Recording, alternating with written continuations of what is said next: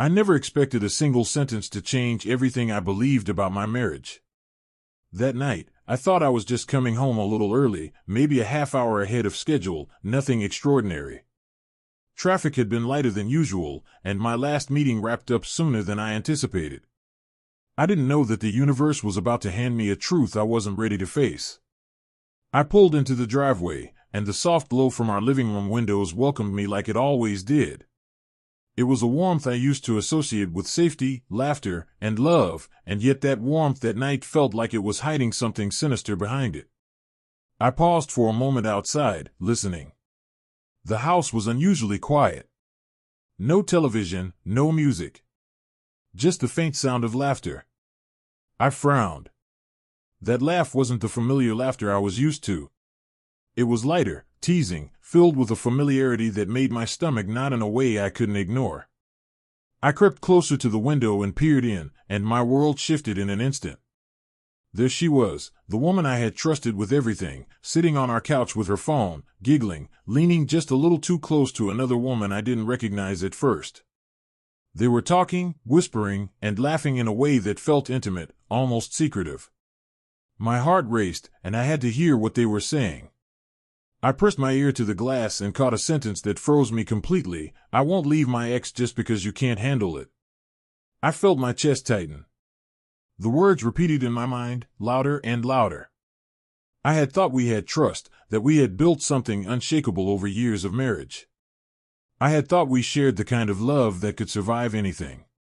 But in that single sentence, she had ripped the very foundation of our relationship out from under me.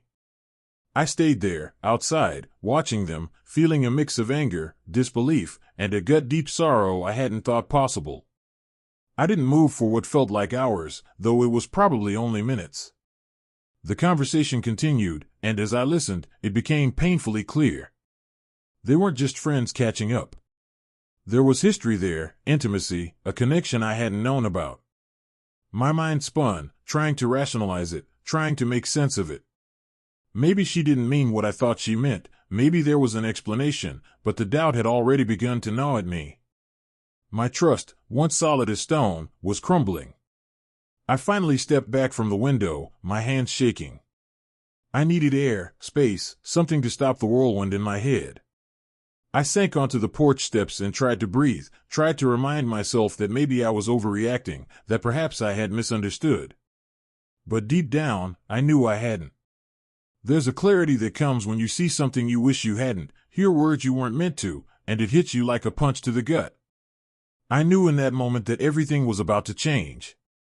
When she came into the room a few minutes later, pretending as if nothing had happened, I felt a calm wash over me, not the calm of relief, but the calm that comes when you accept a painful truth.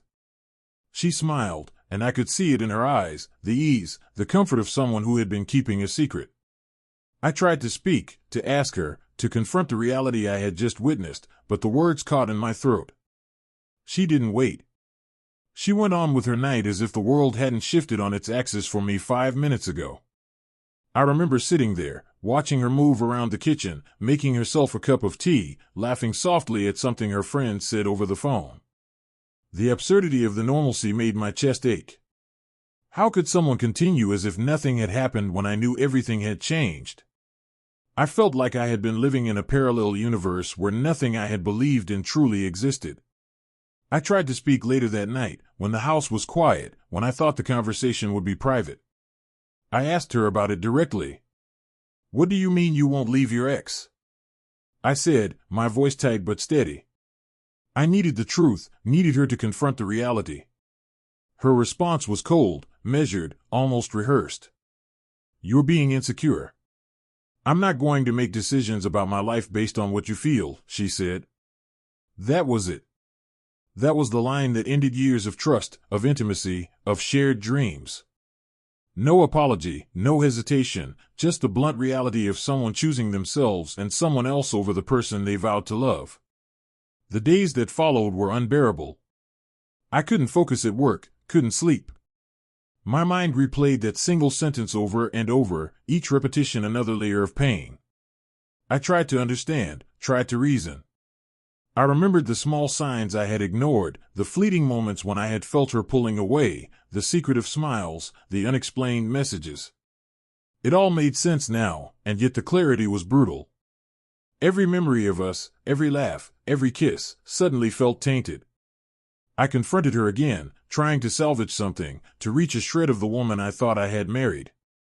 But it was gone. The honesty I demanded was met with defensiveness, a refusal to acknowledge the pain she had caused. I realized that the person I loved no longer existed in the way I had believed. That night, I made a choice. I packed a bag, not in anger, but in acceptance. I left the house quietly, leaving the lights on, leaving the comfort of familiarity behind. Driving away, the city lights blurred past me as my mind raced. I felt a strange mixture of grief and relief, the bitter taste of betrayal and the strange liberation of finally seeing the truth. I knew the road ahead would be lonely and painful, but I also knew it was honest. There was no more pretending, no more clinging to a lie. She had made her choice, and I had to make mine. Weeks passed, and I slowly began to rebuild myself. The heartbreak didn't fade overnight, but it taught me something important. The courage to face reality, no matter how painful, is worth more than living in comfortable deception. I learned that love without trust is fragile, that words can wound deeper than actions, and that some truths, once heard, cannot be unheard. Looking back now, I understand the moment that changed everything. It wasn't just the sentence itself, it was the certainty in her voice, the unwavering confidence that she would not choose me over someone else. That's when I knew it was over. Not with anger, not with confrontation, but with the quiet, devastating clarity that some chapters are meant to end, no matter how much you wanted them to continue. And so I moved forward, carrying the lessons, the heartbreak, and the resilience that comes when you survive something you never imagined. I don't look back in longing anymore, I look back in understanding. Some people, some relationships, are only meant to teach us who we are, what we deserve, and how strong we can be when everything falls apart. That night, when I heard her words, I lost one life, and I began the journey to find another.